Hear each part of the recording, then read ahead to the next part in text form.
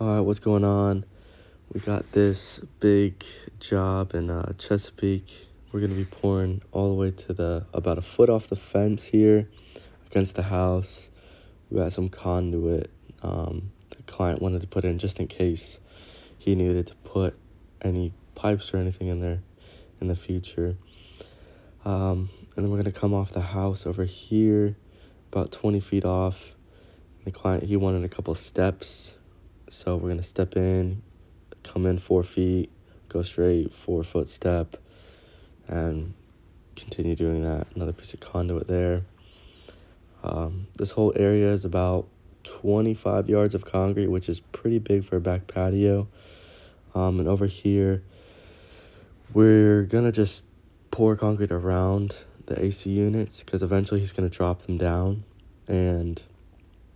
And then we'll come back and fill that in with concrete at a later date, but he just didn't want to bend the AC lines or anything like that. So, and right here where they got this old piece of wood, the concrete's going to be like in the middle of it. So what we're going to do is, here's where the top of the concrete's going to be about right here. So we're going to take out that board. That way there's no rotting from, water hitting it. And then now they got to deal with a old piece of wood. And here's the back view of the side of it. And you'll see after. Alright, I'm taking the first load of dirt from that job. I'm taking it to go dump it. A little trick that I kind of recently figured out is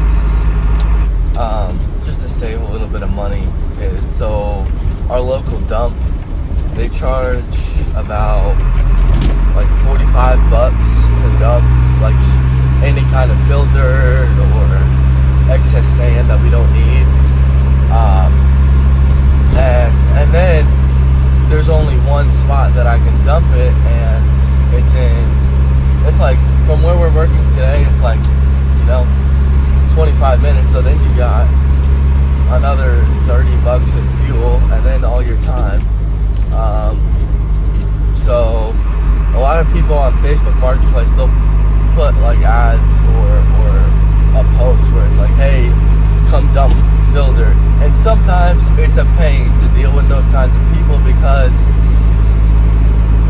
they're, as a contractor, it's hard to, people don't think the same way. So you're just trying to be in and out. It's about speed.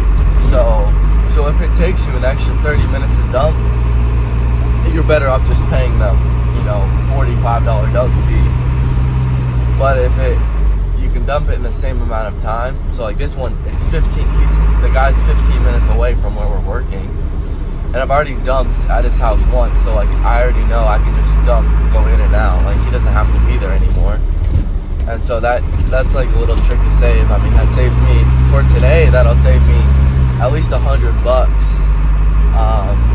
just so I don't have to pay those dump fees. At first, I was like, who cares? Like it's $100, but that $100 it adds up quick. Especially when we have a big job like that, where I'm gonna need to take at least 3 dump loads. So that's $150 plus fuel. That's $300 right there.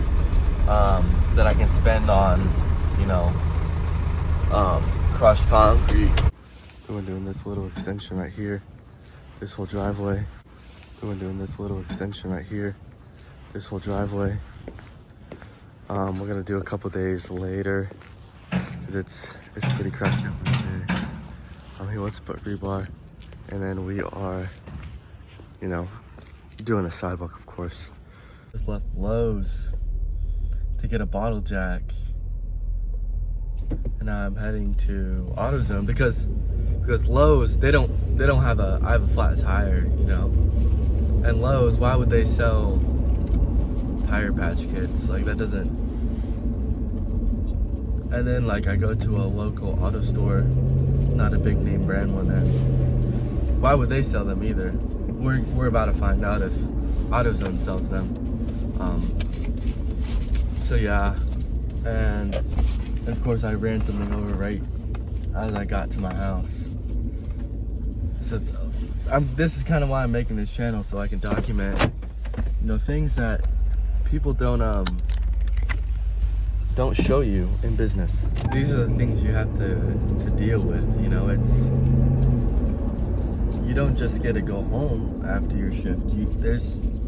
I mean, not every day does this happen, but I mean, it's quite often does this happen, and you gotta figure it out. I mean, I wouldn't be in such a rush, but my trailer's full of 4 tons of stone.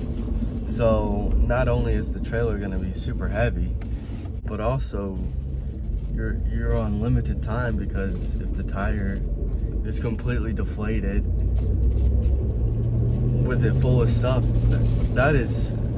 it's incredibly more difficult to try to fix a tire. And I mean, I need to buy heavier duty tires, but this is like the 10th trailer tire that's just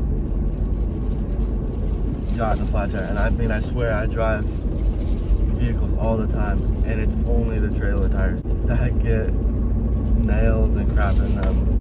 Trailer full of stone, and here's the culprit. I mean, it is kind of on the sidewall, but we don't really care about that.